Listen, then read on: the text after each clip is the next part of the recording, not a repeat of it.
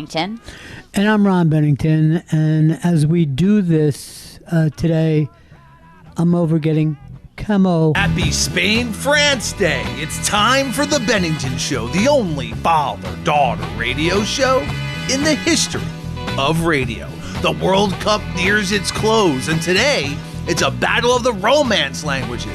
Parlez-vous français? Oh, hablas español? I'm Chris Stanley, and Buddies, it's Tuesday. We're the Bennington Show, the only father-daughter radio show in the history of radio. I'm Gail Bennington. And I'm Ron Bennington. And as we do this today, I'm over getting chemotherapy, where a chemo will go directly into my port, Yes. bringing me a poison that should help. A wonderful, helpful, yet dangerous poison. Yes. So don't use the restroom after me, or else you could be poisoned. You could be poisoned. Yeah. I should, any time at work, I should just put on the stall, do not go here. But such is life, everybody. Is today the Gary Goldman up? Yes, it is. Oh, great. I love Gary Goldman so much. And when he came in to do the podcast, it was so sweet. And I hadn't seen him in so long. And I love that dude so much. I love that dude too. And he's really brilliant. And he actually did a great job of bringing up why podcast is interesting. And that's because he's insightful. Okay? Yes. Yeah. I know that he's funny, but he's also insightful. Now, here's what I want to ask: that he could actually do like that elevator pitch. He put it in why it works. And now I'm thinking, how come none of my producers have come up with that? Here's how we explain podcast. I know Earl's been sitting around thinking about Reggie Jackson and what if he was in the home run derby. That's But not helpful. that can't happen. Yeah. That is not helpful.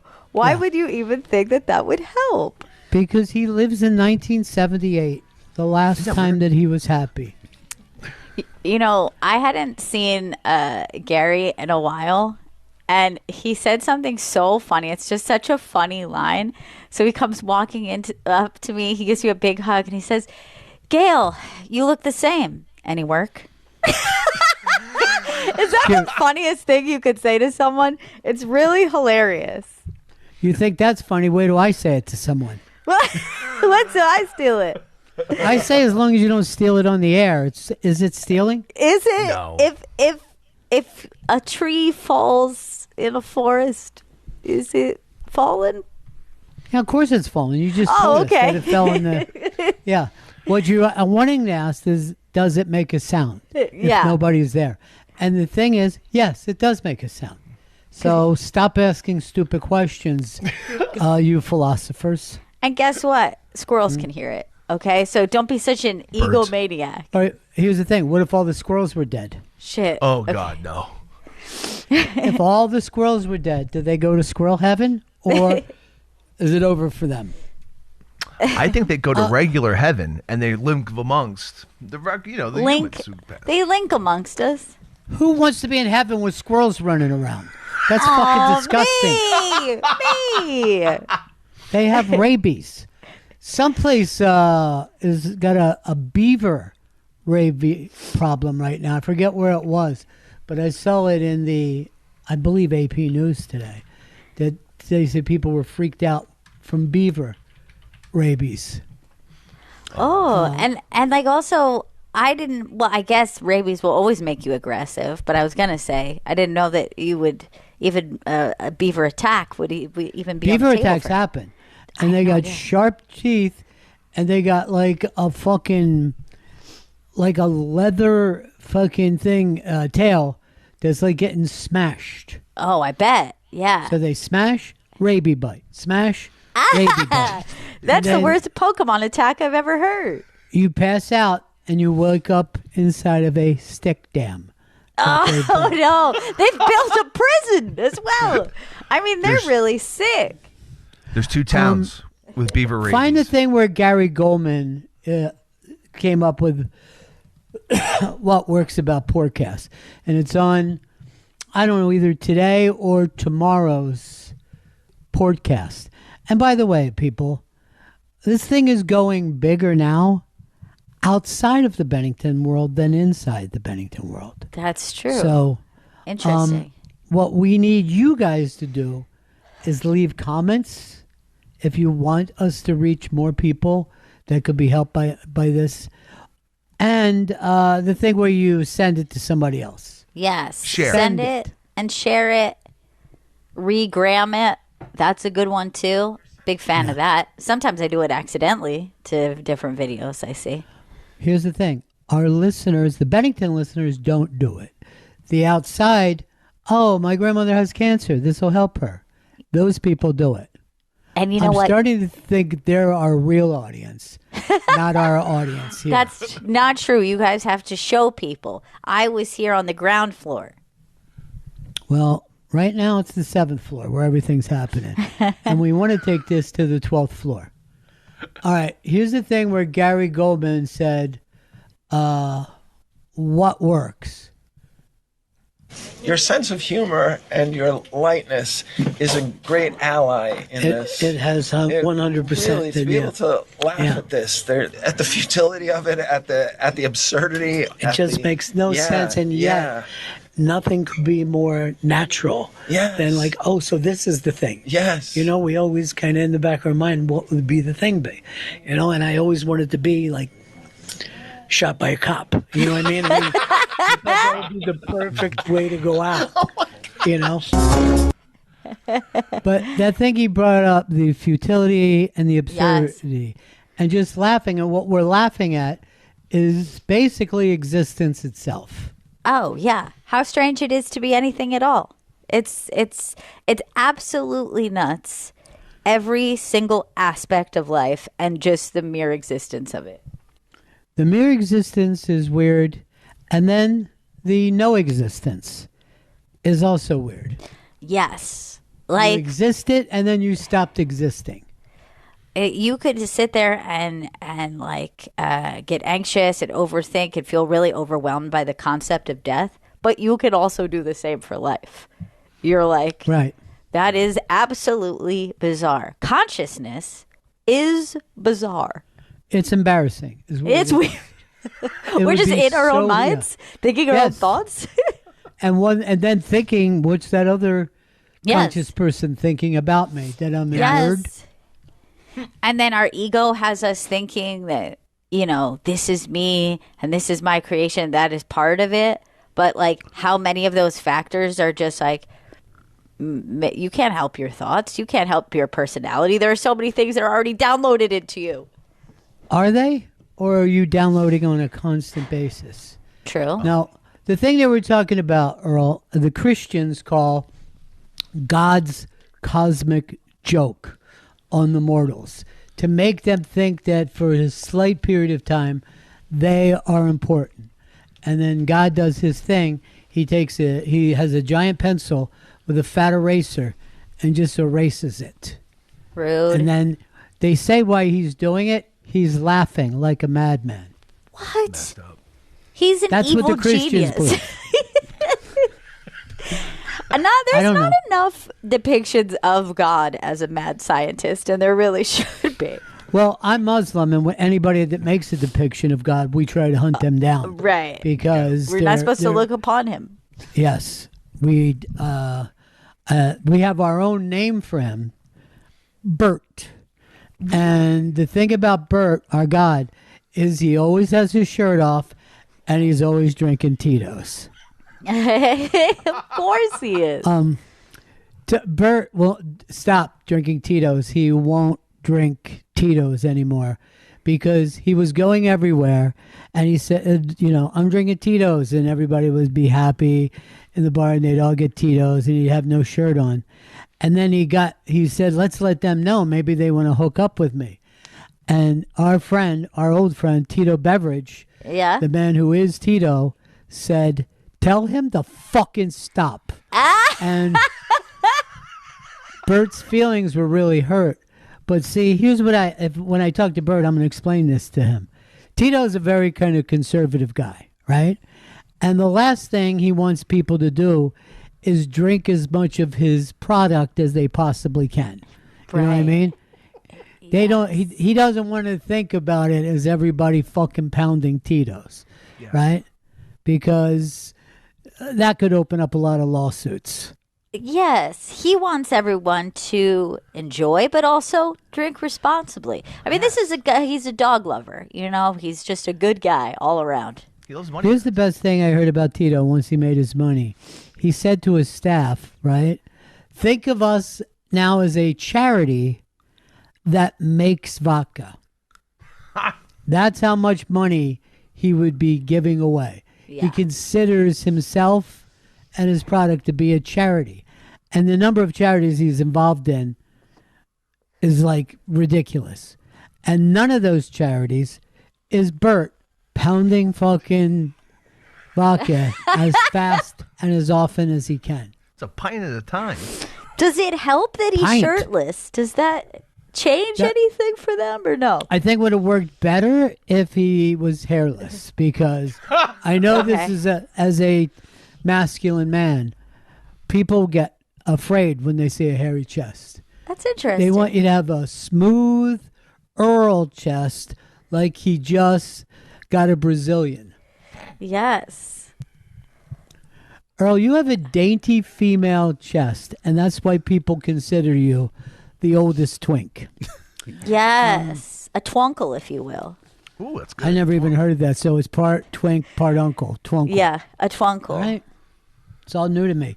Hey, coming up a little later on, we're going to play a audio documentary we did about the Comedy Cellar, and we just talked to a bunch of comedians, people like Nick DiPaolo, Joe List, Adam Ferreira, Rachel Feinstein, Colin Quinn, Ashley Austin Morris, who, by the way, is pregnant, Eric Newman, Anthony DeVito, Lenny Marcus, Ian Finance, and Lisa Traeger, and asked them all one question: what was it like when you got passed at the Cellar, when you find out now you can be a Cellar comic? Yeah, it's such a cool thing because, you know, over the years getting to know so many comics, like just before they were passed and like watching the like progression of what happens to their career. Like it's such a milestone for comics in New York City. Yes. And it's cool to be able to like kind of hear the inside experience about that. Especially when they show how vulnerable they are, because you don't think of comedians as giving a shit. Yeah. And you could hear from some people, they're like, I couldn't sleep for fucking 2 days. I couldn't eat. I was so nervous. And it's very, very interesting. Nobody ever really talked about this before. So I think you'll enjoy this this hour. And it should be coming up but towards the end of the show today. Now, there's a lot going on now. We haven't had a chance to. We lost a real patriot over the weekend. Sure. Yeah. Lindsey Graham. And the thing about Lindsay is he's really an interesting character if you look at his entire timeline, because he's changed so many times. At one time he was, well, one thing he always does is follow the alpha. So he started Right. with John McCain, and when John McCain passed away, he switched over to Joe Biden, who's even in a different party, and he loved Joe Biden, and he told Yes. everybody Joe Biden is the best person. And then Trump came on the scene, and then he moved over, and Trump was his alpha. And then finally, I guess, Netanyahu became Yes, his alpha, and he was became very, New Daddy. very big on that Israel should be the entire Mideast. They had a right to every other country, anywhere within a couple 100 miles, I guess, of Israel. Yeah, and also when you think about it, he was really America's twinkle, you know? In a lot of ways, but he was a closeted twinkle. Yeah. And that's always sad to me. You know what I mean? Yeah. And also it was one of those situations where it was like the closet was glass, everyone knew, and then I feel like he had the most kind of leaks where people were like confirming. I mean, here's the thing. He went to Disneyland with a magic wand, like a princess thing. I mean, he wasn't hiding it much. You know what I mean? But I remember I went through this with Fez, where he thought he was in the closet, but nobody thought he was. No. And of course, Earl also thinks that he's in the closet, but he's not. He's basically in a 1970s phone booth. Glass on four sides. But were you kind of stunned when you find out that he was gone? Because he's been playing a big part for a while now. Yeah. I really was like when I saw it for some reason, and it was one of those, grayed out pictures, birth and death year. And I don't know why I thought it was a joke. I guess it was just because of all the Mitch McConnell stuff. Yeah. And, is he okay? Is he not? And I thought that someone was making a joke, and I just kept staring at it. And I'm like, oh, he really died. It was very shocking, actually. Interesting that, it just happened so quick. We were watching the other guy. Mm-hmm. But Lindsay came in, Yeah. stole the whole thing. And like Lindsay also even I think it was still up in the morning that CNN, I guess he was supposed to be a guest Meet the Press. on the Meet the Press. Yeah. On and, NBC. and it was still up in the morning, like he'll be on tomorrow. Like that was still, so I was like, what is happening? Like I really wasn't sure if it was But Trump went on and just killed it because he was going, the last thing that Lindsay said to me is he wanted to pass the Save America Act.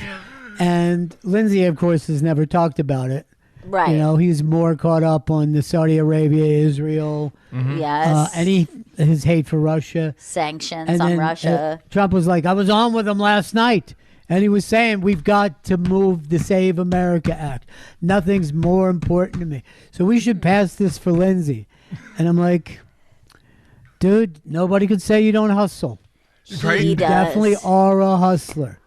It was also pointed out that the first official announcement came on Trump's Truth Social, which has become a thing now, where it's like I didn't know he does the breaking news of a death, and like that wasn't usually how we got our information, was like the president's private social media, but he does like to break news on there. That's how I found out we were getting new columns at the White House. I'm very excited about it. Yeah, They're going to be really white and really smooth. good. And people are going to love them. I saw somebody had posted a picture of just like some of the new embellishments, some of the new gold embellishments where it's like Love 'em. along the side. And somebody said the White House looks like a Thai restaurant now. I can't unsee it. It literally does. Now, Earl, who do you think was more in the closet? Stevie Wonder or the band Living Color? You have to pick one.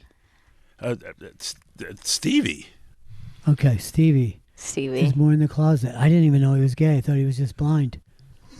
I don't thought it think was you Living should be Colour. blind and black and gay. It's Pick a taking lane. advantage of Everyone minorities. else.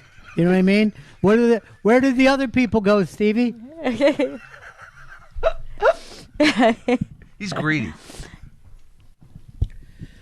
Well, they say he's a blind genius. The blindness helps, I think. From this song alone. A ribbon in the sky for your love. Are you even trying anymore, Stevie? Or did you just poop out that last song? Because it sounds like a soft poop. Soft. Oh, no. Oh, no. He's on Stevie Wonder's on the Black Yacht Rock thing, which surprises me because Yacht Rock does have black performers, but now they're like, let's separate again. Let's Yeah, make another thing. why? Why can't we be united? Okay. Because it really makes it seem as though, like, they're not welcome at the other yacht rock. Yes. You know what I mean? Like it makes it seem like not my yacht club. Right, separate yachts, which Separate they yacht used to girls. do in the Alabama in the 60s.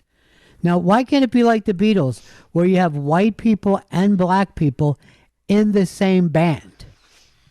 Who was black in the Beatles? George Harrison and Ringo Starr. Oh. Now, here's the thing. They're probably like partially black, but, you know, like my dad said, one drop. One drop is all it takes. And I said to him, not to use that word, my man. Not to use that word, okay? That's good. We've moved on past that. We've stopped saying it. He's used to say the C word. Oh, yeah. And they thought like that was like a nice thing to say.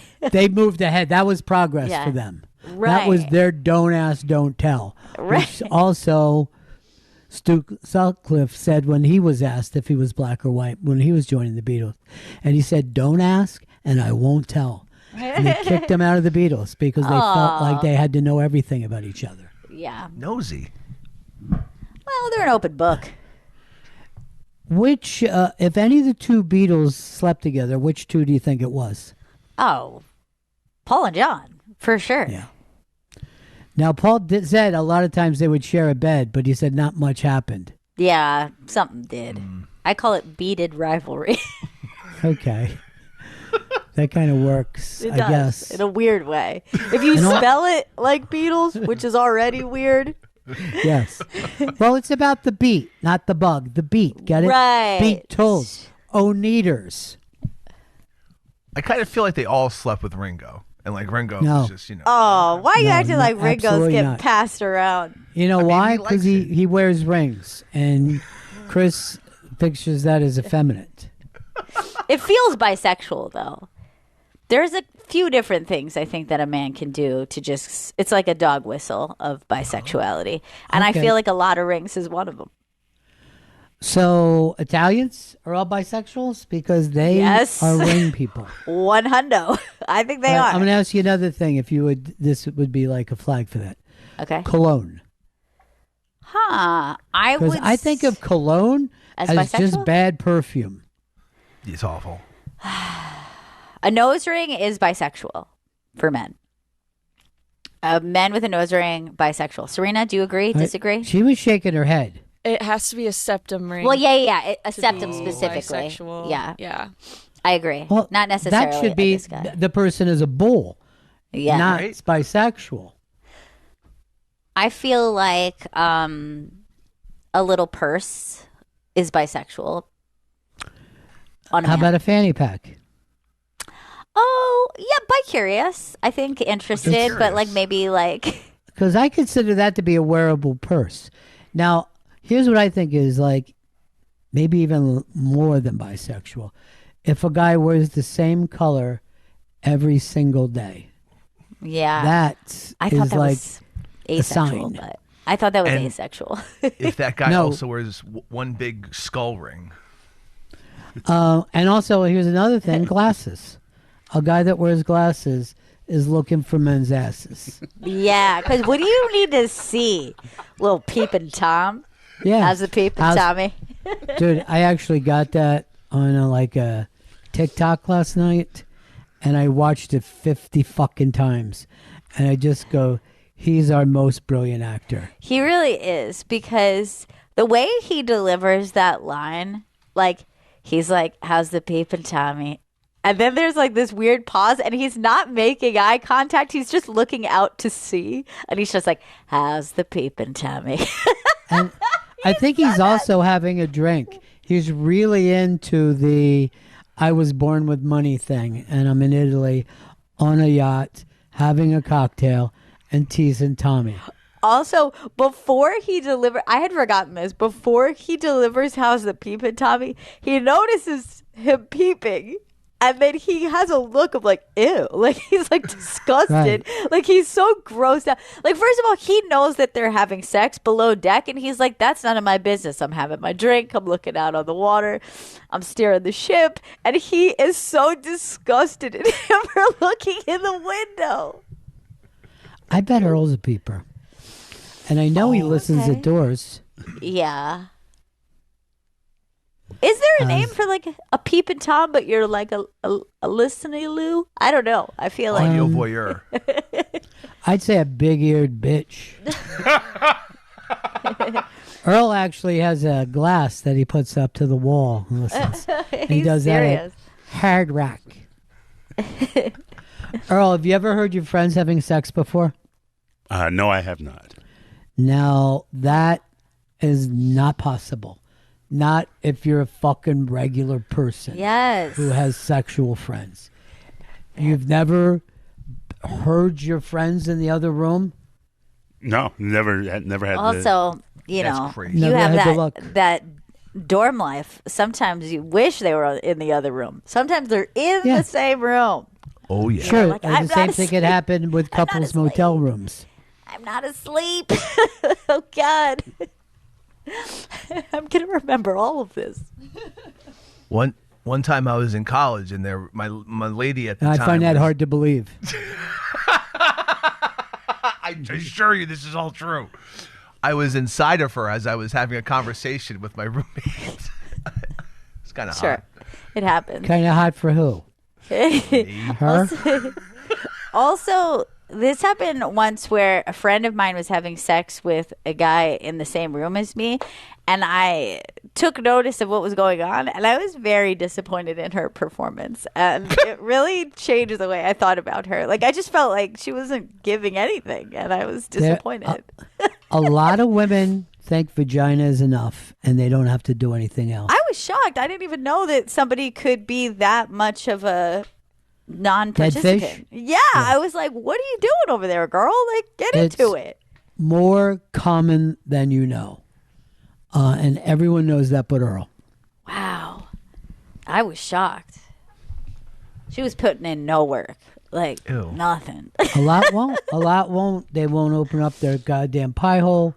They won't, do anything. How about a little fucking dirty talk, okay? It's easy enough. Earl, what would be, if you ever had sex, what would be your dirty talk go-to line? no, please.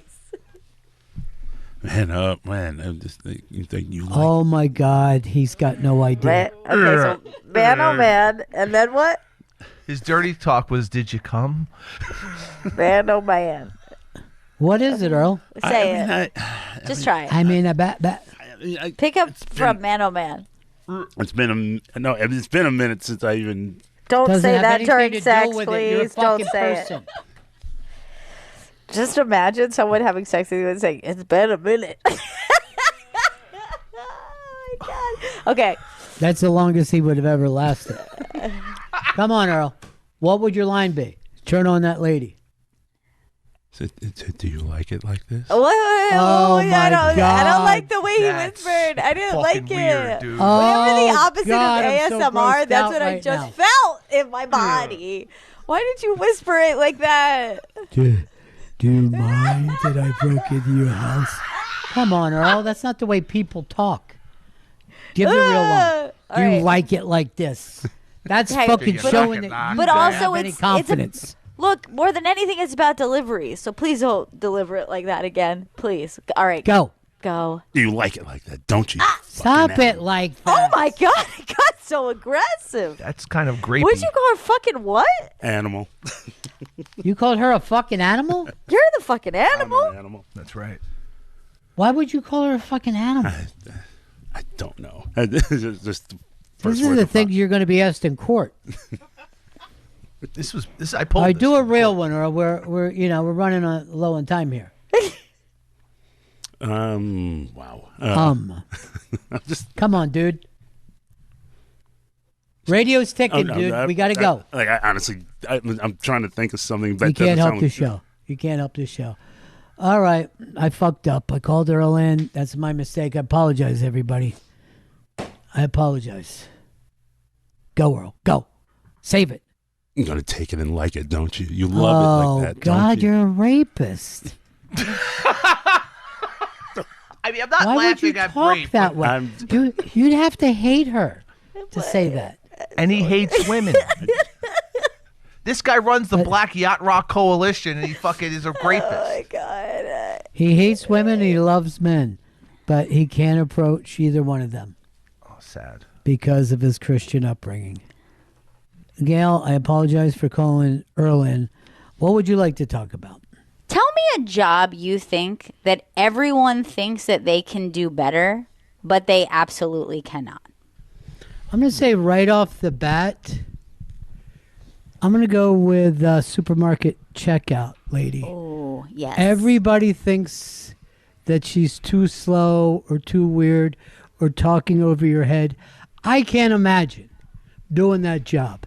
I sometimes watch them while I'm getting ready to bag, and I say to myself, if I was in her place, we'd all be screwed right now.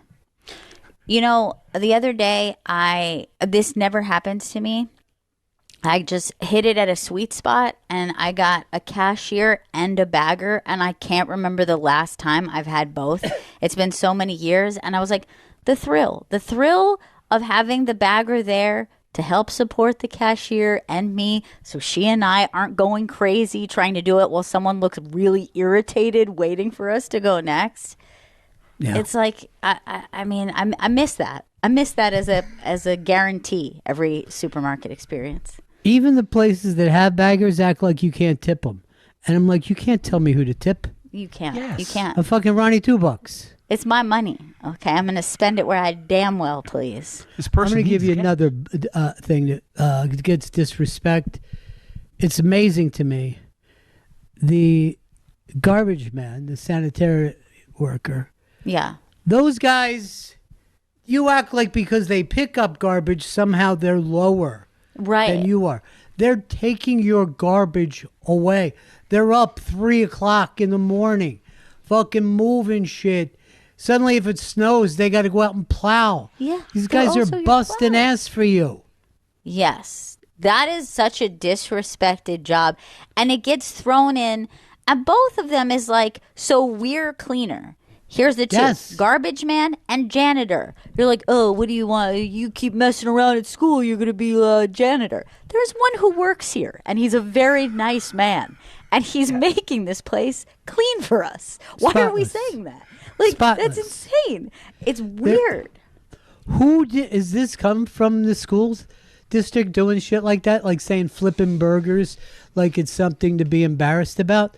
These so-called liberals are fucking, all they want to do is get our kids in debt in college instead of going out and working a job. And that's why kids come out of school and they don't want to do the shitty jobs, because somebody has been blowing smoke up their ass that life is going to be so easy when they leave with that fucking $175,000 diploma. It ain't. But I'm going to throw this one in a lot. And I can say this as somebody who I talk to a lot of parents. Parents who have opinions about how a teacher could do their job better. Unbelievable. Can you imagine what it would be like to run a classroom with 20, 25, 30 kids and then try your hardest for most of those kids to learn something? That's insane. First of all, they're dealing with 30 sensitive kids. So you never know who's going to end up in tears because they fucking, the timer went out on the test before they were done, and they're making too big of a deal out of it. But also these parents don't want to believe that the fucking teachers are ever wrong when they're saying your kid's being a piece of shit right now. Right. And anybody who's been around those kids, just as an observer, is like, okay, there's 30 kids here. 5 of them are pretty much out of fucking control and fucking it up for the other 25. Right. But if you should say, we got to do something about little fucking Johnny, those parents are down there literally ready to fist fight, right? All they want you to do is tell their kids that a college education is going to make them the rest of their life so easy. If you go to r/teachers, like this teacher subreddit where teachers go to bitch, it's bleak. Like the shit they're dealing with. There's burnout. But even if you just think about this, like the fact that I sent my child to a public school and then she learned to read, I'm like, Jesus Christ, how'd you guys pull that off? I mean, that's fascinating that you understand, what a child's mind is developmentally and be able to incrementally teach them. So they go, oh, I got it. Now I'm just reading. I get it. Like, that's nuts. Yeah, I don't know. I imagine if you had to do it now. You just had to start learning a new language. And I'm going to give you another one, and people do not even pay attention to this. That's the lowly vibe manager, okay? So when true. I'm walking into a big themed restaurant, okay, that is celebrated a dead art form that, quite frankly, they helped kill. I want to hear something something good. You know what I mean? Yeah. In the summertime when the weather... Na. I don't want to hear that in January. I want to get that June 15th. Right. Because you want someone to understand not only your specific vibe, but the vibe of the times, reading everything. Reading the day, whose birthday it is. Maybe it's fucking Rod Stewart's birthday. You have a little extra Rod Stewart to play for everybody. Let people know. The people disrespect that so deeply. I only wish that there were more songs about cheeseburgers because I feel like we could use something when we're in a major theme restaurant celebrating a dead art form that they helped kill. I'd like to hear more cheeseburger songs. Yeah. I love cheeseburgers in real life. Why can't I hear people talking about them in song? Well, because you made fun of cheeseburgers in paradise. You're Chris, the number and then one nobody else reason. wanted to do it. People heard you and went, Yeah. look at the way people react to cheeseburger-related songs. And his theme restaurants are eating ass right now. Because people forget, man, that it's 5 o'clock somewhere. Okay? I think we can throw in a food service position as like server is one that people think that they could do it better. I mean, usually the people who are acting like that, I could tell have never worked that job. Of course. Because they somehow think that like what the kitchen has done is now going to be like, I'm going to be really mean to this person who's been nothing but nice to me.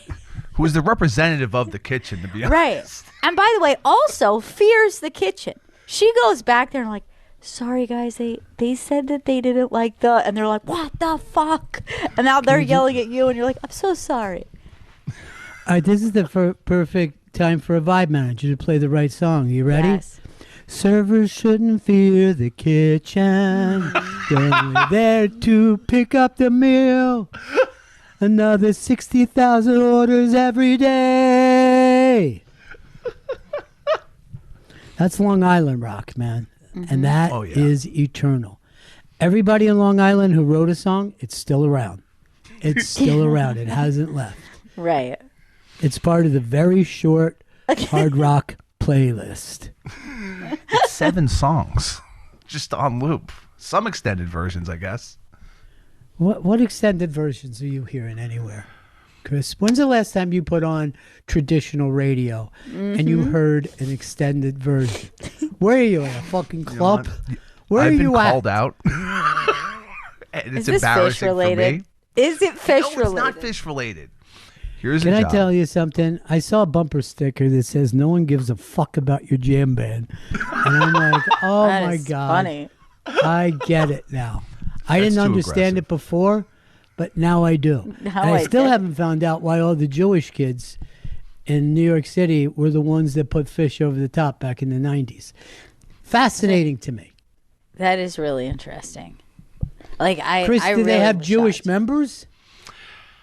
Anastasia, Trey's Italian. I guess the drummer is Jewish. John Fishman. He is Jewish, yes. Do you think that mattered to the Jewish kids? The drum. I mean, if Trey was, I feel like they'd Yeah, matter nobody's more, but- following the religious know, man. background of the drummers of their favorite band. I don't. I think it's a mistake because I always like to find Jewish rock stars. And I'm always super excited when I find one that I didn't know. Earl, who's your favorite Jewish rock star? Billy Joel. That's right. He's Cuban, but his mother was Jewish, or his father was Jewish, but his mother was Cuban. And I don't think he's practicing Jewish. I know when the anti-Semitic stuff started, Right. he came out with a yarmulke on his head. Interesting. He didn't can't- drop Uncle Bob. I was shocked. I couldn't believe he didn't say. You know where I was going with it? Lou Reed. But That's what you I was know what? thinking. Yeah. Back in the middle of the road, yeah. Earl, I'm telling you what, you couldn't touch either side right now. That's how far in the middle of the road you are. What about Lenny Kravitz? Anyone going to throw him out? Part of the tribe. Wait, but Black Mother, right? Oh, yeah. So does that count? Oh, I'm not part of the interesting. tribe. I mean, I'm not going to sit here and check everybody's ID, but from Right. what I understand, I'm sorry. At most, you could be a +1. If that's the case, I would like to then replace my answer with the entire band of Hayam. Hayam. Oh, wow. Oh, God, I love those girls. Love them so much. Fun fact, Joe Strummer was Jewish. So that's my favorite Jewish. Well, why do you have to say fun fact? Why wouldn't you just say Joe Strummer is Jewish? Like, we're all adults. We're all- having a- yeah. I guess we're Now, already in I the will say this. conversation. I didn't know Joe Strummer was Jewish. Me either. As I said, I don't follow the religious background of most of the drummers. That But we're starting. bands. But why was he rocking the Casbah? True. Self-hating? Oh, why would you go that far? You really took it too far. Redact that. Was it just half of Kiss that's Jewish, or was it more? I can't tell with the makeup. Right. It's really hard. I mean, it's definitely Gene Simmons, but I don't know about the rest. Yeah, the other No. guy is too. The other singer, right? So it's Simmons and Stanley are Jewish, and Yeah. Freely and Chris were not. Yeah, and guess which two were out? All right, this was sent to me. I have a tough time believing it. Robbie Robertson. I always thought he sold himself as a member of the 6 tribes in Canada. Yes. First Nations. That's super interesting. I Beastie Boys. am surprised. All of them 2 out of 3? Or all 3? ain't bad. Definitely 2 out of 3. All. All Would 3. you like to throw in Paul Simon and Art Yes. Garfunkel? Do you feel like they don't rock and you would put them in a folk world? I'm sorry, they're in the Rock and Roll Hall of Fame. Are they there at the Touche. Hard Rock Cafe? That's because they play hard rock. Right. And I'm going to tell you something right now. A lot of people don't bring this up about Paul Simon. Great lyricist. No one ever Really mentions solid. Thank you for pointing that out. Ponytail Dave. David Lee Roth. That's right. Jewish. that. And his uncle Manny was a big deal in the village. Cafe Wa. Oh, right. He started and I believe owned the Cafe Wa. That's so cool. Which now I kind of feel like sometimes the Cellar Books. Because they'll throw really? comics down there. Yeah. Know what's interesting? Bruce Springsteen, not Jewish. Max Weinberg, Jewish. Interesting. You don't have to say interesting. You could just Is it say the Bruce Steen? Springsteen. Is Yeah. that why? People thought Bruce Springsteen was Jewish. He ended up having to wear a crucifix Right. all Gotcha. the time. Perry It's interesting. Farrell. Jewish. Didn't know that. Perry Farrell. Jewish. All the writers of the early rock and roll songs, Jewish. Oh, yeah. That's true. Neil Diamond, Jewish, right? Has to be. Right. Carole King, Jewish. They were all part right, of the right. Brill Same. Building. Yep. All Oh, of them were in the Brill Building. Yep. They were mainly Jewish people. Mm-hmm. And they shaped the early part of rock and roll. Were the Ramones Jewish? Joey is Jewish. Johnny's not. Right. No. But Johnny's almost the Joey opposite. Ramone is definitely Jewish. Yeah. And I know you think that they're related, but Wait, their what? poor mother. Their poor mother. They lost another one. And, Tommy could, make a cheeseburger. Very You smart. know, he could make French fries. He was so smart. He was smart about making cheeseburgers. I mean, how do you do that at 21 years old? Do you just sit there and you make a cheeseburger for yourself, or some French fries? It's like working with Einstein, like being in the band with Einstein. I have a question. If someone is Good. Jewish, are your Steely Dan guys Jewish? I believe that is 100% true. I think both Okay. of them Both. are Jewish. And again, smart lyrics. Do you see what I'm saying? Are we following this? Smart. And yet, you know what I mean? Nobody really makes a big deal about the Jewish contribution to rock and roll. You know what I mean? It's very, very Yes. odd. And, eventually most of the record companies, a lot of the management is very, very, thing that I feel like this. They should take away some of the credit from the black performers and give it to the Jewish performers. That's a great Jewish point. Rock Coalition. JCC. JRCC. Speaking of management, Seymour Stein, Jewish. Of course he is Jewish. Well, yeah, I mean, management, we're going to find a lot. But we on, love Chris. Seymour Stein. Hell I yeah. always miss him. Can I bring up one of my favorites? Yes? Randy Newman. Oh. Jewish. Of course. How about this? Think of the Doors. Who's Jewish? Who is Jewish in the Doors? The Robbie Krieger. Krieger. Yes. Yes. Robbie Krieger is Jewish. Chris is yelling yes, like he know it. You didn't know What? that That's at all, so Chris. annoying, and that's one of my least favorite personality traits. How about this Oh, one? yes, of course. I should have mentioned it first. Well, you didn't because you didn't know it. So how could you, Chris? Member of the Grateful Dead. Not Garcia. Are you saying not Garcia? Not Garcia. Jerry Garcia. Jerry Garcia. No. No. Early Bird. Phil Lesh. No. No. I got it. Bob Yeah. Weir? Nope. Okay. All right. running out of Maybe members one of then. the most brilliant people I ever talked to about music, Mickey Hart. Damn, that's it. Jewish. Hart. I'm just finding out right now I have a Jewish person helping me. You helping have me an feel insider? But I've never in my entire career been more than 3 or 4 feet away from a helpful Jewish person. It's very important. 100% it's important. Jack Holzman. Well, I'm glad what's that? Jack Holtzman, Jewish. That I didn't know. But again, management. I mean, Yeah. how Right. fucking confused about this are we? We're trying to break stereotypes, Chris, not build them.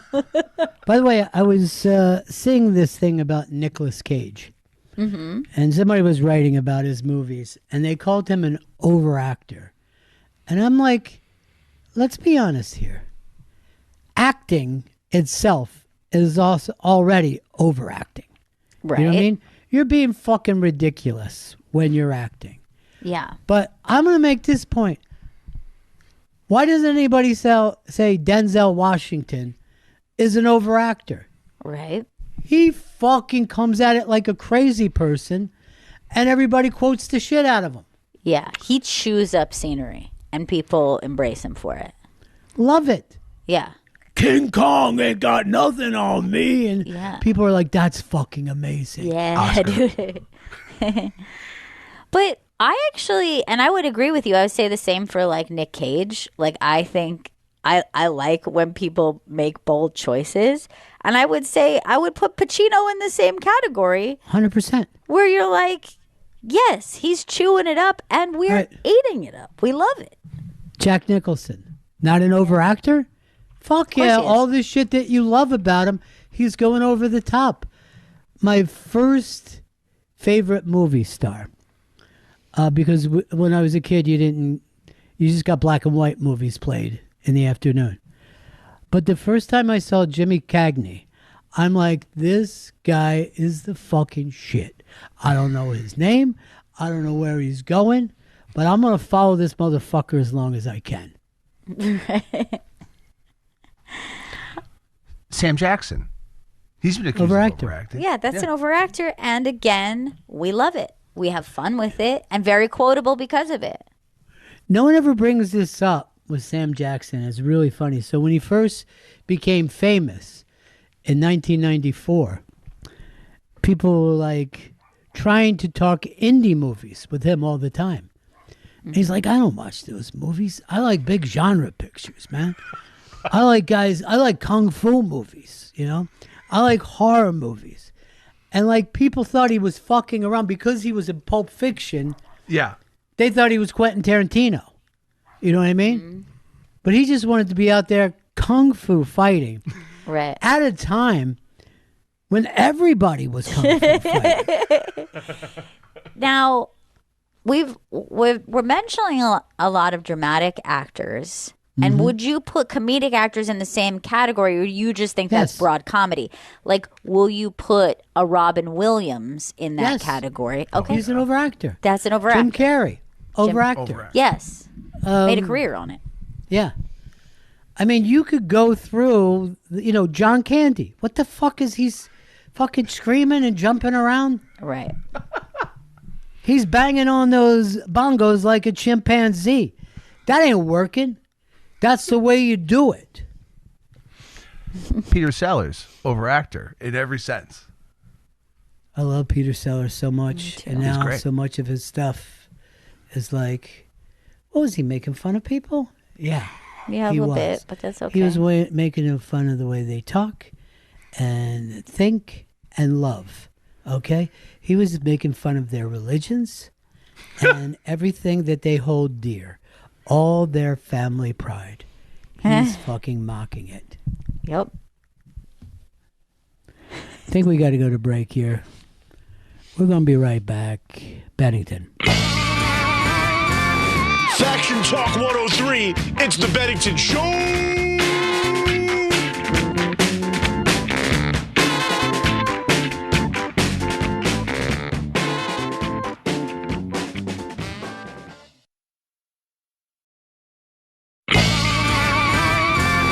Faction Talk 103, it's the Bennington Show.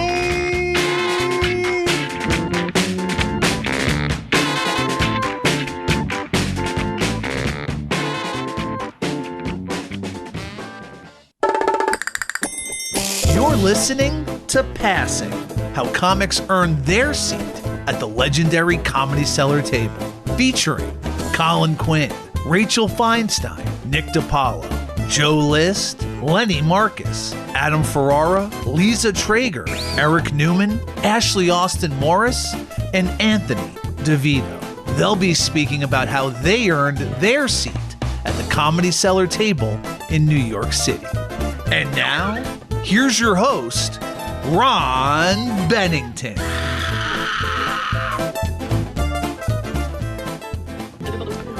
Welcome. And we thought this was an interesting concept that most comedy fans don't know much about. And this came from being at the Comedy Cellar and talking to people about how they first auditioned and then passed to become a regular at the Comedy Cellar and how that kind of changed their place in comedy. But the thing that really amused me is just the amount of terror that goes into this. This is a goal for so many comedians to come to New York, pass at the Cellar, and then join those ranks of so many legendary comics that have been there over the years, and then be able to sit at the world famous table. I don't think people understand what a life-changing goal this is. So you're going to hear it from some of these great comics, and I think you're going to enjoy this hour.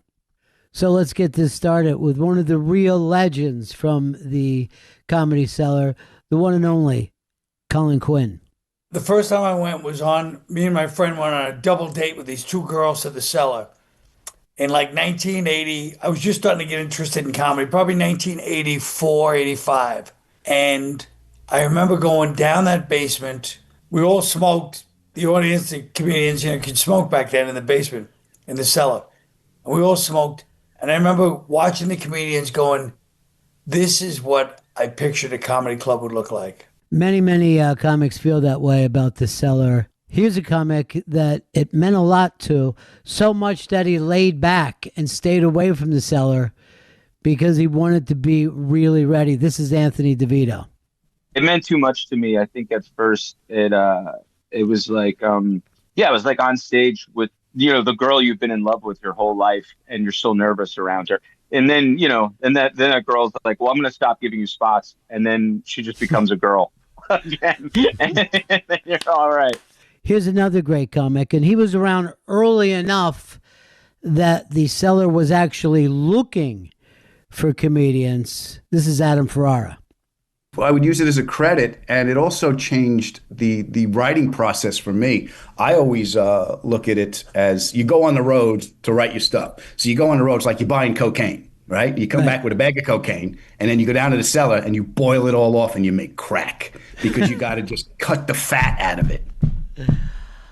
I'm pretty sure that's not the way you make crack. I don't think any boiling takes place. Let's go back to Colin Quinn. I think it's a magic place. I think it's built. The first time I saw the light of the Cellar, I mean, I've seen it ever since. It still has the same effect on me. That basement, there's something else there. But I also think that early on, the rule was, and this is back in the late 80s, early 90s, when everybody was like, if the industry came, they like make sure they get a VIP table. The Cellar was always like, go through a comedian. So even if somebody was like, we're from this company, who's the comedian that's talking for you? Because that's how they respected the comedians. And when I first started, it was the place where all the comedians would end up at the end of the night. All the other clubs they would work at, hang out a little bit, but that bar was filled with comedians at the end of the night. The Cellar was where you did deep cuts. The sets were 25 minutes. Bill Grunfest would say 25 minutes, you up there. So you had to have some kind of substance to last in that place, And then people would hang out all night, smoke cigarettes, hang out at the bar. So it was like the hangout, too. Colin is right. The comedians have always come first at the Comedy Cellar. Now, this is actually one of the ways to get an audition, that you need an established comedian to go to Esty, the booker, and vouch for you. Here's a real comedian, Lenny Marcus. I probably passed the Cellar, I'm thinking like 1998. You have to go in front of Esty, and I've had like one manager or two managers in my life, and it's of this business, and then I realized I didn't want managers anymore. But the one thing he got me was an audition at the Cellar for Esty, and it's been the same process. You get 5 minutes, she sits in that spot and watches you, and it's yes or no. The one common thread is everybody feels pressure when they go in to do that audition. Here's one of the newer comics that got accepted at the Cellar. Here's Eric Newman. They tell you sort of like bypass most of the hardship of the audition process if you get like a Dave Chappelle or a Kevin Hart or one of those guys, right? So I had a bunch of people chip in because I didn't have any of those guys. So I had Modi, Lenny Marcus, and Ray Allen. So it was a trio that put in words with Esty, and that still took. I emailed her in November originally in 2018, and then didn't hear anything for like 2 months, followed up, didn't hear anything again. And then I ran into Lenny Marcus in May, and I was like, hey, I still haven't heard back from Esty. And he's like, text me on Friday around 7 p.m. I'll be sitting at the table with her. When I see her text, I'll mention something again. And I was like, all right, cool. So I put a reminder on my phone. I went to Buffalo to headline this club called Rob's Comedy Playhouse. And it was my first headlining weekend there. And I had just started to headline a tiny bit on the road. So it like meant a lot to me. And right before I was going on stage on Friday at like 7:30 p.m., Lenny got back to me and he goes, okay, done. And then at like 7:35, I was like 2 minutes from getting on stage to headline. I was like going over my set. I looked at my phone and Esty wrote me back and she was like, can you come in tomorrow? And I literally was like, I might have to cancel tomorrow night's headlining show and fly back. And I texted Lenny and I was like, dude, what do I do? Esty wants me to come in tomorrow. He's like, just tell her you're headlining for the weekend and that you'll be back next weekend. And then I did, and she didn't write me back. And then I had like every moment of anxiety possible leading up to her responding. And then she finally did the next day, and she was like, okay, come in next week. I love the anxiety of a young comedian. This is Eric goes into this a little more about how he actually passed at the Cellar. So I walked into the Cellar. She said, you'll be going on after Dan Natterman. Laster was hosting. Natterman was first. I was going after him. In that half-hour period between her telling me and my spot, I went to the Grizzly Pear, took 3 shots of vodka, came back, had a pretty good set on a kind of rough crowd, and then went upstairs, sat down in one of the booths, and waited for Esty to come up. Because in my head, I was like, if I don't pass here right now, how am I going to live through this? And then she came up and she was like, word for word, I literally have this memorized. I'm not going to do an impression of her because if it ever comes back to her, she'll probably unpass me on the spot. She said to me, that was very nice. The crowd wasn't good. Do you MC? And I was like, yeah, I MC. She's like, okay, we'll try you out. Send me your avails. And I went across the street, started crying, called Modi. Modi was my first phone call after my girlfriend. I called Modi and I was like, dude, I fucking passed. And then I texted Lenny and Ray and thanked them and had like the best walk of my life home. Yeah, May 4th, 2019. I'll never forget it. I didn't expect him to cry, but I think it goes to show you how these comedians feel about being part of the Cellar. He also, failed to say that Esty wants everybody to do good. And she does. She literally wants young, good comedians coming into there.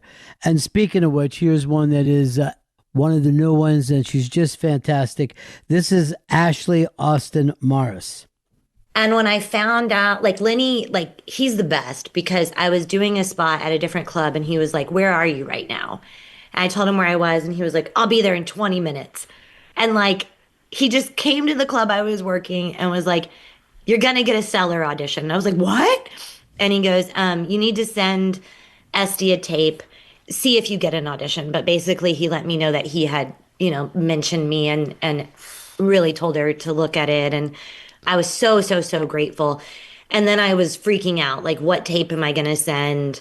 And then I sent the tape and she asked me to come in to audition and I was blown away. And so I kind of had to nail down my Cellar set to this is what I'm going to do, but I need to be loose enough to let the spirit move me. She means it when she says spirit. She's right there with Jesus the whole time. Now, Lenny Marcus, you can see how he's a person, a mensch, as they say, for helping get people into the club. But at the same time, he's one of the more angrier people on stage.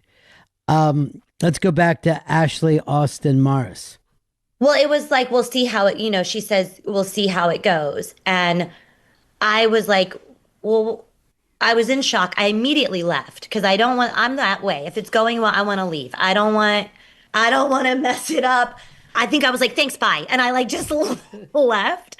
So I went, and my dear friend Kathy and her boyfriend had tried to get into the show. So I would have a familiar face. It was very sweet. But they couldn't get in, because the Cellar's always sold out. And so I met up with them and I was like, I think I got passed. I don't really know. I kind of went about thinking I don't know. I don't know if I've been passed. And I didn't really tell anybody. Yeah, I think I still feel every Monday night, I'm like, I don't know if I'm passed. And then on Tuesday, when you get your spots, you're like, I guess I'm passed.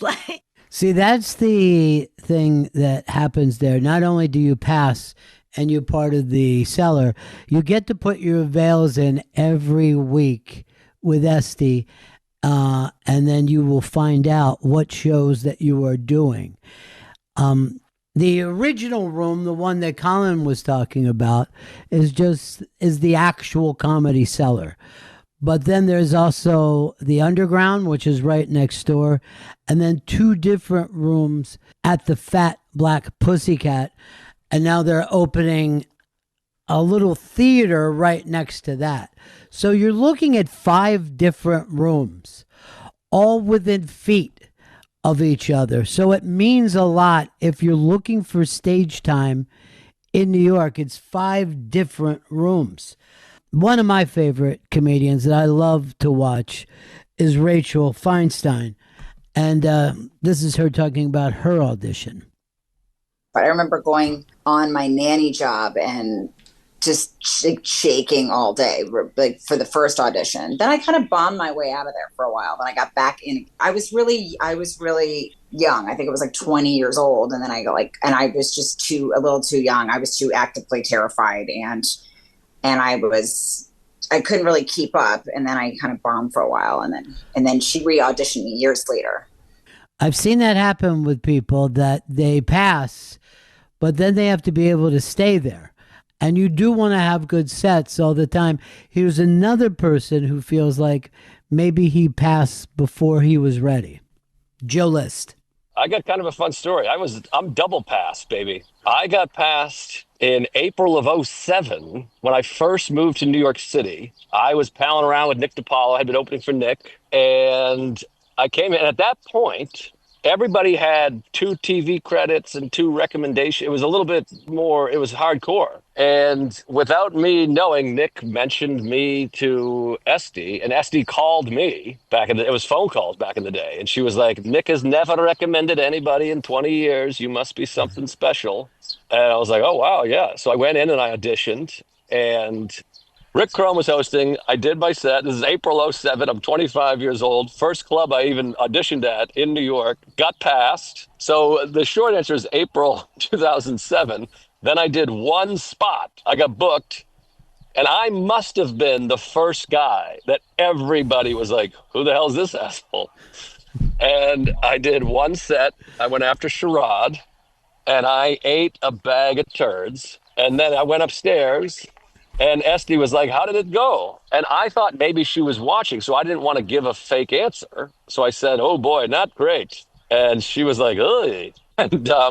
And then afterwards, Colin Quinn was like, always say it was great. And then I didn't get booked again for 6 years. 6 years.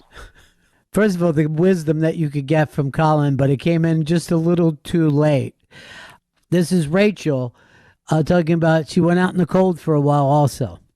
I think it was at least 5 years later. I wanted to get better, and really was on the road for a while, and was more prepared to deal with it. But, I was still extremely, extremely nervous. And Keith Robinson, I think he went in the back of the room, one of my very first sets. And every time I did a different character, he would do a different voice, make a different face. Or be like, oh, character 1, character 2.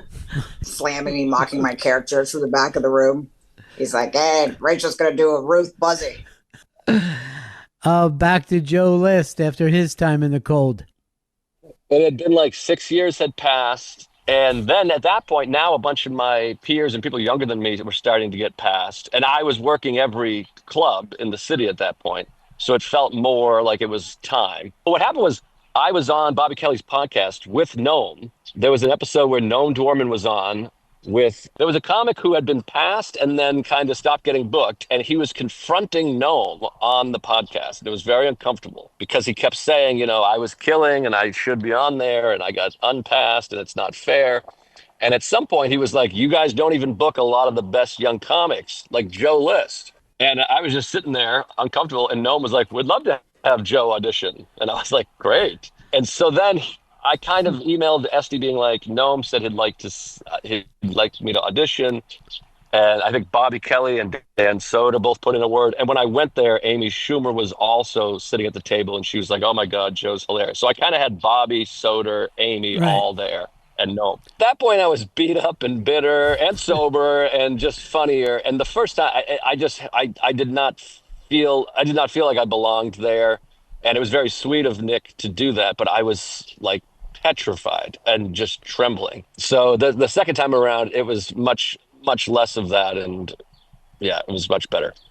I also love the way these guys remember every detail of what happened. They remember the date. They remember what they were doing. These are the same people that can't remember their wife's birthday. You know what I mean? They have to look at in their wallet to find their social security number, but they know every date about auditioning and passing at the cellar. And this is really one of the great comics. This is Adam Ferrara again. I was with an agency on Long Island because I'm a Renaissance man, Ron. I'm bridge and tunnel. I knew what the city meant. You knew, and I wanted to be ready. I didn't want to come into the city before I was ready, right? So I started doing late night spots up at Stand Up New York. And then there was a showcase that my agent put together at Caroline's. I said, okay, if I'm ever going to be ready, this is it. I got to go do it, right? So I went, I did it. I walked off stage. Esty was standing there. It was Esty. Right? Backstage, Ron, she waits for me as I walk backstage. I'm trying to play it cool, but I'm like, it's Esty. And in my head, I'm like, I think I peed a little bit. I got to be honest with you. I think a little bit. So she goes, "You're funny. I'm Esty." I went, "Oh, I know." She goes, you come down to the club. Come down to the club Saturday. We give you a tryout. Oh, okay, great. Nervous the entire week. The entire week I was terrified. She gave me a 2:20 down, 2:20 a.m. at McDougal. There was only one stage then. So I was like, terrified. And Manny was there. So it was Esty and Manny standing in the back. And I remember thinking to myself, if I'm going to go down, I'm going down with a sword in my hand. I just made the choice to go and do it. And it was one of those nights, Ron, when God just said, let them laugh. And it came through me and I killed and I walked off stage. And Esty goes, okay, now you walk here. And I felt 12 feet tall. Just to have, and Manny smiling at me, it's like, because we know what that means. When you're a kid and you start, you have little things like, I can't believe. But when you know what it means and it happens beyond your expectations, it stays with you, I think. She walked past the agent. I was standing, I was looking at it, and it was Esty. It was like the edges got fuzzy. The crowd's parted. So, and still to this day, every time I walk in and she's there, that's the first hug I get. I just walk right over to Esty because it's like I said, it still stayed with me.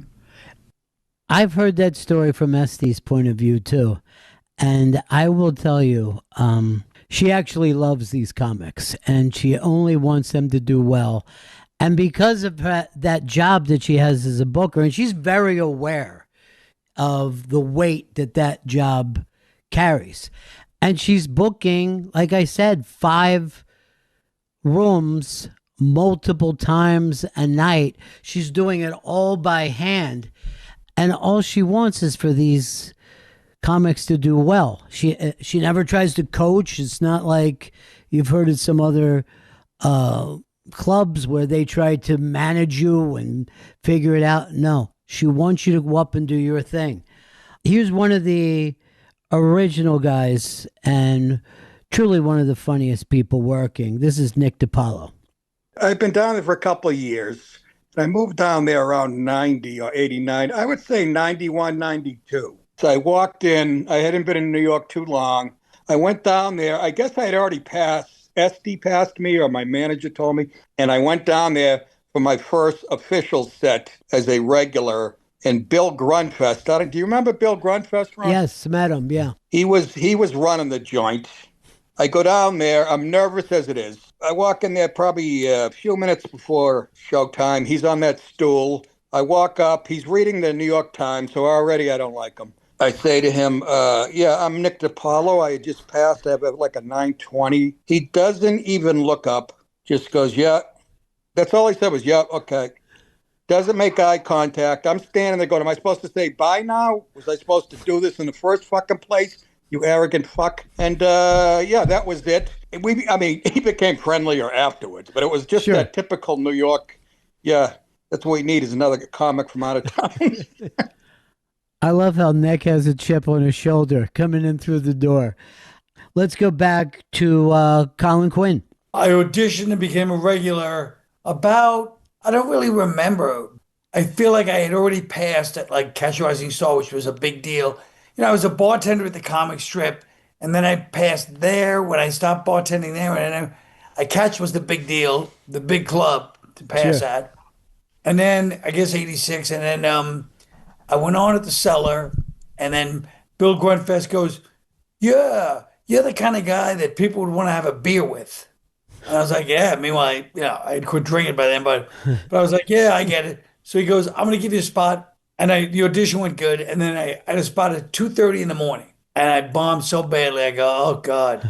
But that was my first spot there. But then I started working there regularly, and you know, I was a lot of in those days the club was empty during the week most of the time, so you do a lot of crowd work, a lot of joking around with the staff, and it was kind of like a lot of treading water, which was good for me at the time, and since I didn't have that much good material. What he doesn't mention, what Colin doesn't mention, is a year later he's a regular on MTV, and really picking up like his first recognition. I mean, it seemed like it happened very fast in my eyes. Let's go back to Anthony DeVito. So the cellar to me was always like very like hallowed ground. So I wouldn't even go there unless I was past there. So I remember Michelle Wolf and John Fish have been trying to get me in there for years, but I was like, kind of like, hey, until it happens sort of thing. I don't want to interject myself. And then I did the Late Show with Colbert, and either somebody was talking about the set near Esty or she had seen the set, whatever it was, she was like, why doesn't that guy work here? And Michelle Wolf happened to be sitting right next to her. And she was like, I've been trying to get him in here for years. Then that day, I got a text from Michelle being like, you have an audition tomorrow night. And then had the audition. I remember I had a horrible staph infection. I was like in a rough place physically. And, I was nervous and it went well. And, we're walking up the stairs and she was like, here's how you send avails. I didn't even think I heard her. I was so excited and naturally like fucked up the avail system immediately. I love the fact that he'd already done national TV on the Colbert Show, but he was more excited to get past at the cellar.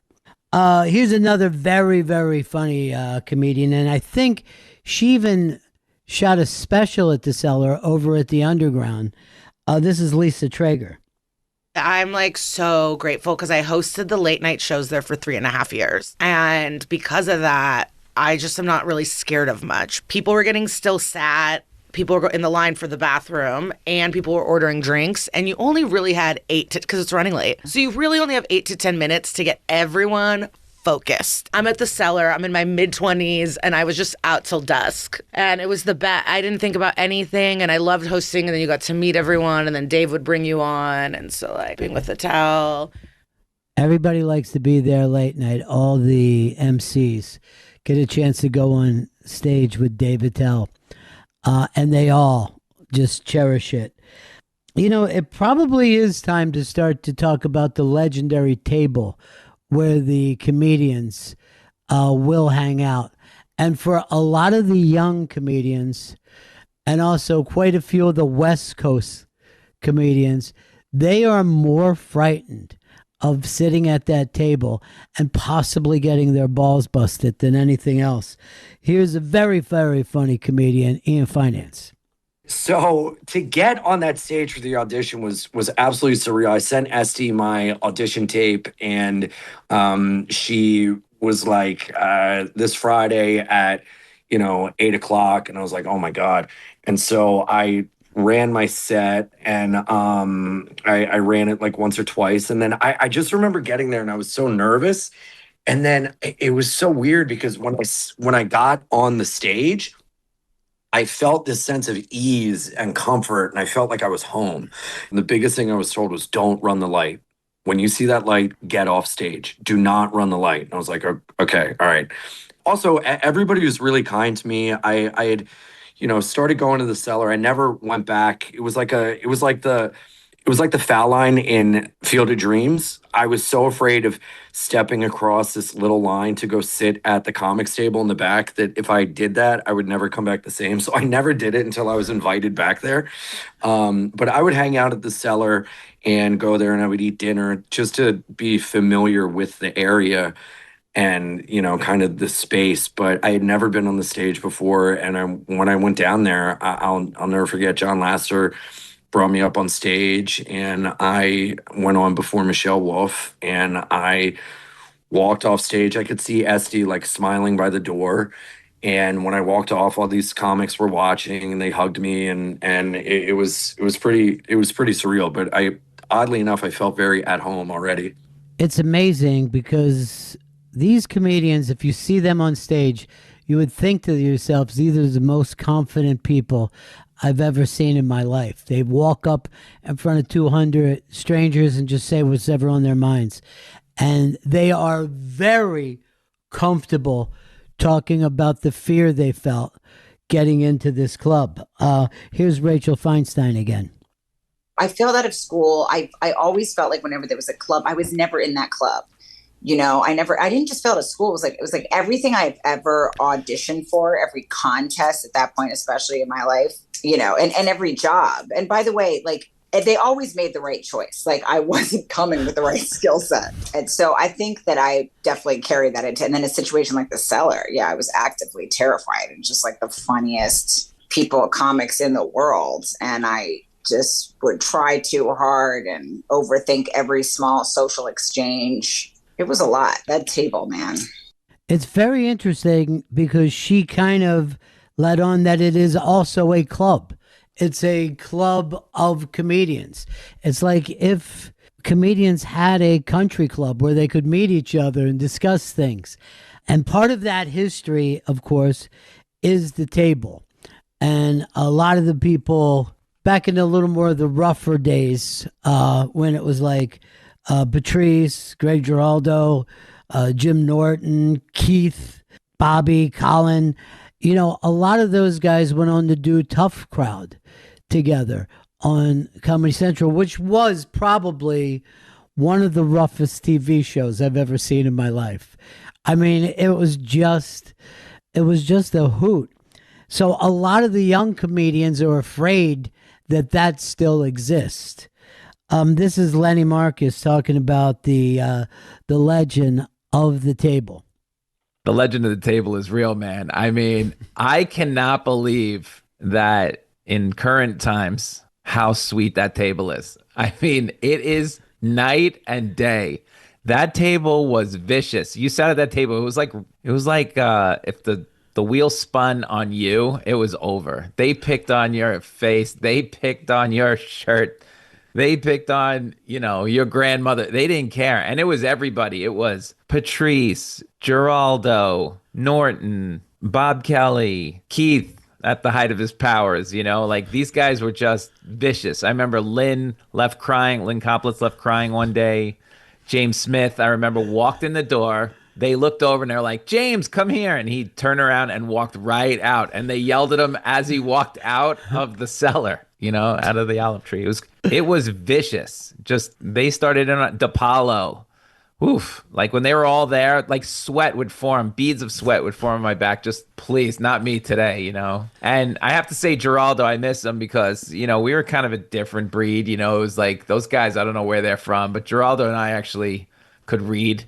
And and those guys were so vicious, and Greg would be like the defense attorney for all the guys, in some ways. Like he wasn't going to take it from them and could give it back to them. So he was the best. The thing that they never realized is that those guys liked being in, the line of fire as much as they liked firing. I remember Jim Norton telling me one time, he said he would be getting slammed. Just everyone at the table attacking him. And he'd be like, I can't believe the funniest guys in the world know who I am and are lighting me up like this. This is thrilling. We said it before, a big part of it starts with the one and only Nick DiPaolo. Well, I have to take credit, and you're asking the right guy, because I'm the one who came up with the idea of the table. And I still remember it. I was living in L.A., and I was coming back to New York. I can't remember if I was moving back that night or I was just in town to do something with Chris Rock. But I came to the Comedy Cellar, and I still look back on it going, can you imagine I had that much of the eye of the tiger where I'd fly from L.A. to New York and come right from the airport, my bags in my hands, to do a set at the Comedy Cellar? You could tell me there's $10 million waiting there today, I wouldn't fly up. I put my bags down, I go in, and by this time I'd already been hanging out there a little bit, so I knew Manny very well. And I'm standing 5 deep at the bar upstairs, and I go to Manny. I go, Manny, can't we reserve a table somewhere for the comics, or do you have another room we don't know about? I said, see the one back in the corner there? Can't you make that for the comedians? And he goes, there's This is why I loved him, That's not a bad idea. Blah, blah. So I did my set, went home, thinking nothing of it. Come back the next night. Sure enough, there's a table with reserve signs on it. Says reserved for comedians only. Of course, it took us a few months where people would still sit down there anyways, like, customers who just ordered their fucking Middle Eastern torture food. And we would have to kick them off the go, hey, dude, are you a comedian? No, then get out. Nobody really believed it was for for comics. They would just pick up the reserve signs and move them to another table. And eventually it got around that's where the comics sat. And yes, but the best in my 38 years in this business, my best times were sitting at that table across from whether it was Geraldo, Patrice, Colin, Robert Kelly, Jimmy Norton, and Keith Robinson, and just busting balls and destroying anybody who came in from out of town to do a set and yes, there was some ugly fights. I remember Patrice and Geraldo sort of got into it. Geraldo's leaving the cellar to do another set. He says something to Patrice as Patrice is coming in. Patrice yells, "Oh, you greasy foot," whatever. They start screaming at each other. I think Geraldo might have been a little high. But they start screaming across the restaurant. There's families in there trying to eat and shit. And Patrice's like, "Oh, go fuck yourself, man." And the whole restaurant is just watching this thing. And stuff like that went on a pretty regular basis. And then you had Sherrod Small getting banned every couple months for being really drunk and unruly and shit. Me and Bobby Kelly would have classic showdowns. Colin would sit there laughing when I was ripping Bobby Kelly, and Bobby would be ripping me. And Rich Voss, we can't forget Voss would come in. Voss was as good at that table as anybody. He had a black belt and that shit sitting at the table. Mediocre comic, killer ball buster. It's so funny. Nick is such a tough guy, but he has such a sweet spot for that place and all the people that were in there. Here's Colin Quinn. He's the one that came up with the table. I was there with Manny. We were wedged in the corner. And he goes, "Manny, there's no place for us to sit in this place. Can you get a table or something for the comedians? We're standing here like idiots in the corner." And then 2 days later, there was a table. Colin, of course, took some of that energy and put it together for Tough Crowd. I always say that it was based on the fact that I was watching comedians on stage. I feel like it was sort of it wasn't, to me, it wasn't fully the table. It was also comedians on stage and just the informality of stand up and how the crowd reacted to it. So that was really what I was basing it on. But everybody else has decided it's only the table. So, rather than sit here and be annoyed by it, which I could easily be, I feel like it was both. And the best part about it, to me, was that people in the middle of somebody trying to make a serious political point, somebody else would insult something about their personal life or the way they were trying too hard to be intelligent, and then it would just deteriorate to attacking that person. And I just thought that was so funny and so like the table type thing, So suddenly it's like it's reminding everybody that nobody really has answers, so let's not oversell ourselves. You know what I mean? Irish, it's an important quality in our culture to make sure people don't get too big on themselves. A lot of the problems I think with panel shows on TV is that you could feel the producer squeezing every segment. And Tough Crowd was exactly the opposite of that. Like occasionally you thought maybe they really do need a referee in this joint. Let's get back to Adam Ferrara. What, are you kidding me? I still don't. There's always a little bit of you're at the cellar, It's even when Tough Crowd came out and Patrice, when I would sit at the table with Patrice all the time, you're like, I love him. I just hope he doesn't turn it on me. Right. Exactly. But yeah, it's. I'm comfortable enough to be there right. I will tell you this. I'm comfortable now where I really enjoy being there.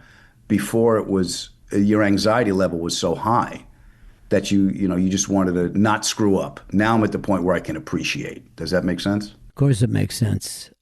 Again, back to our buddy Joe List. When I first got the first time in '07, I did not even feel remotely comfortable. It was horrible. And I used to go, I mean, comics talk about this, and I was one of these people where you would pace outside and be like, it was like asking a girl out. You'd be like, should we go in? We'll go in. We just got to touch that back wall. And you would walk all the way in. And I've done this, and I've seen other comics do it since, where you walk all the way up to the table. Nobody really acknowledges you, or they acknowledge you by calling you a homo or saying your shirt sucks. And then you just turn around and walk out. And then on the walk home, you have to be like, okay, that was good. I tried. I mean, it was terrible. And I remember also, I would drink at the bar because I felt like I was close to it would feel like something. And again, I keep bringing up Colin. Colin came up to me and just said, he didn't know me that well. We kind of knew each other, but he was like, hey, get out of here. Don't drink here. Don't make this a place where you come and drink. And I didn't really know what he meant, and he knew better than I did. I thought somewhere in the back of my head, if I'm sitting here ponied up to the bar, somebody's going to not show up. They're going to say, hey, give the drunk kid a spot. And so Colin really helped to be like, just speed it. Don't hang out here unless you're working. Colin's like an Irish beat cop. He just walks around and tells the dead end kids how to live a better life. That was, of course, Joe's first time before he had his 5-year walk through the wilderness. Let's see how he did better the second time he got accepted. The second time, I felt much more comfortable. Again, because at that point, I was friends with Bobby and Amy and Colin, much better friends with Colin at that point. And Nick Griffin was a friend of mine. So I kind of, and then Mark and Sam were working there at that time. So it felt much, much more comfortable. And I'm kind of from that school. I started in Boston. I opened for DePaulo for years. So, you know, my high school friends had that kind of celery, ball busty vibe. It took me a long time to realize that not everyone is from that world. You know, we've all had that incident where we call someone whatever word and they're like, hey, what's that about? And you're like, oh, Yes. shit, he's not one of these people. Whoops. So I guess, like I said, the early on, very intimidated, and the second time around, much more comfortable. And I had experience too from being friends with Nick. Nick would have a barbecue every year, and it would be Norton and Patrice and all those guys.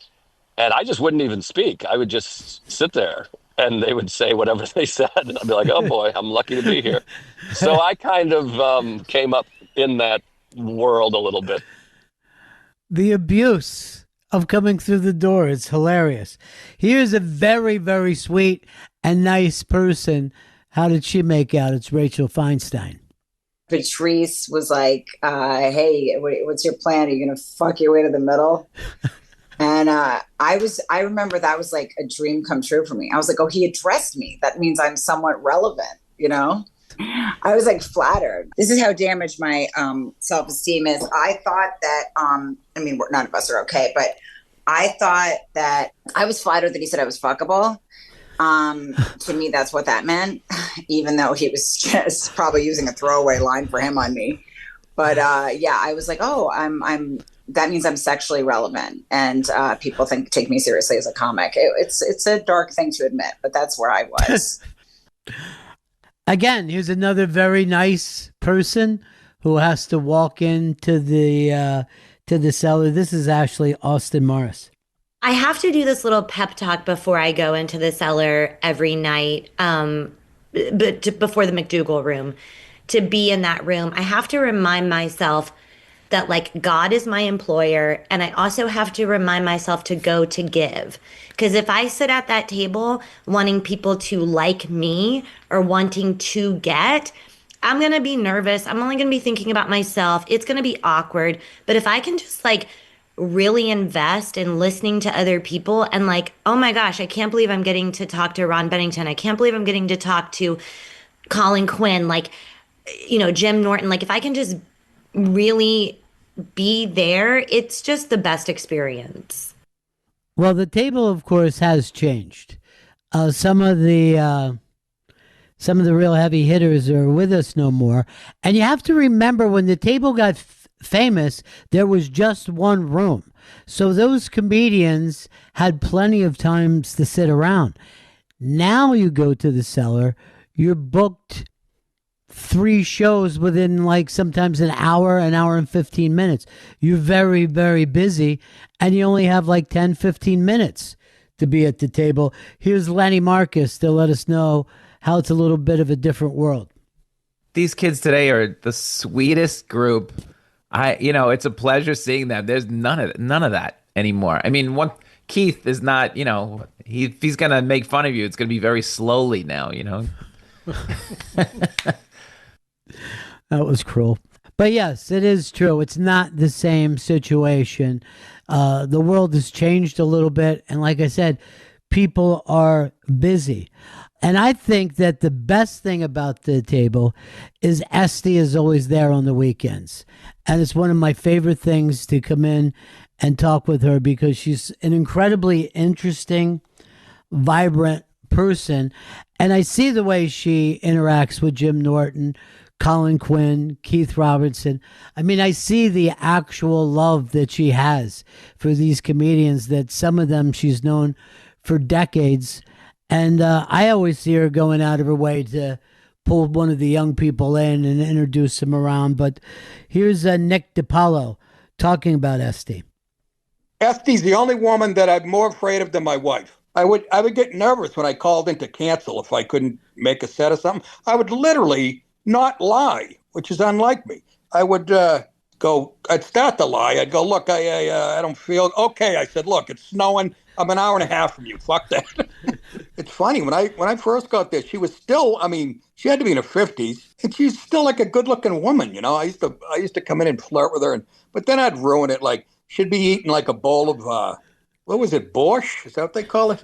It looks like scrambled beets. It's purple and it's got sour cream mixed in it. It's real ugly. I walked over and I go, Esty, I saw that in the sink at Planned Parenthood a couple of weeks ago. And she'd go, you asshole, take this away. She'd make the waiter take it away.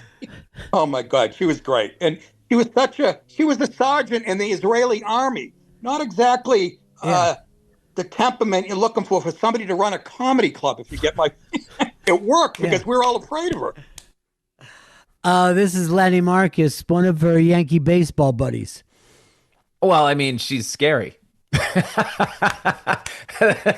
She'll tell you, I'm not scary. Like, please. Some of these guys just don't know to leave well enough alone, or I think that's one of the things I've navigated in my career, but this has nothing to do with the seller. It's just, you have to navigate the personalities of the career as well. Read the room. You know what's going to bug her. Pick up on, what she likes and doesn't like. And, you'll be ingratiated. If you sit there, I know one guy who drank a lot, and he would sit there and he would just sort of subtly dig that he wasn't getting more spots. And I would just shake my head. I'm like, you're not going to be here long. And he wasn't. I wonder if that was young Joe List. I don't know. I don't know all the stories. Back to Ashley Austin Morris. I just love that woman. Like, and I love her even more now, like way more now. I had listened to every podcast she did because I wanted to like hear her voice and not just be like starstruck when I met her. And just what she's seen and what she's built, it really was like, oh, even if I don't get past, this is like the greatest opportunity I've had. And the fact that she's a woman and has built this empire that I think she's probably the most respected, I don't know, booker in history, right? And the fact that in what tends to be a male profession, she built this is just so inspiring and amazing. It is true that the Cellar was not an overnight success. I remember Noam told me once that his father, Manny, told him that they were one blizzard away from closing down, that if the blizzard would have hit a certain weekend, they wouldn't have had the money to stay open. And now when you see what happened with what Noam has done with that business after taking over for his father, of just expanding and expanding and expanding. It truly is an empire. So many movies have been shot at the Cellar. So many TV shows have been shot at the Cellar. And believe me, when you walk into that door, it feels like a movie some nights. It feels like a movie about stand-up comedy. Let's go back to Lenny Marcus. Back then, again, it's one room. And every once in a while, I'd say, if you say like, "Oh, how come you like that guy?" She would pull out the pad of people who gave their avals, and it was hundreds of people a week that would give their avals to the Comedy Cellar, and there's only like, I don't know, if you like 100 spots. You know what I mean? There wasn't a lot of spots. There was only one room, and it was like 2 shows. So if you think about it, but she had a pad of 100 people that would put in there and just go on in paper. She would write it down every week who called in and when they were available, and then she would take out this whole piece of paper, look at you, and go, "So who is he better than on this list?"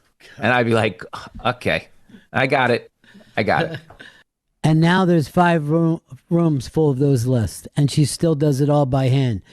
It's amazing. And I hope that you guys have picked up just a little bit.